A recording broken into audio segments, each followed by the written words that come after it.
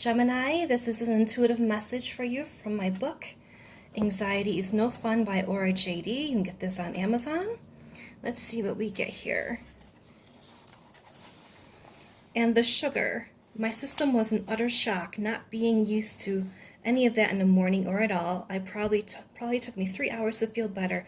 Never again, I thought to myself, I learned my lesson.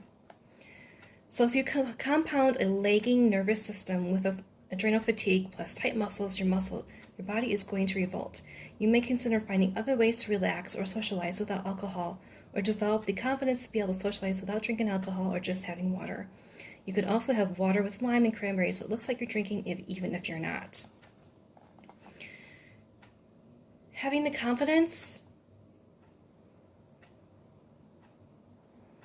to show up as who you are and not giving apologies for how you show up, and knowing that as your life changes, sometimes the people around you will be like, who are you and what are you doing and how do I show up in your life and in your story now that you're changing?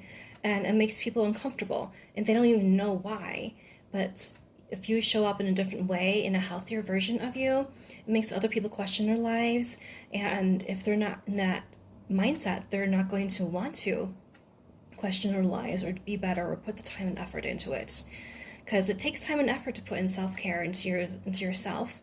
And it also takes time and effort to be a human being. It takes time and effort to put money aside and go out there and go drinking or whatever else it is that you're doing. It takes just as much time and effort, and you're going to spend it anyway, so you might as well do it in a way that helps you be the best version of yourself.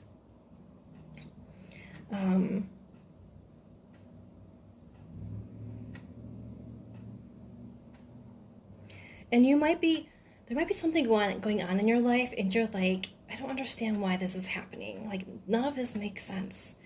There's like no like big thing, no big injury or trauma why this is happening.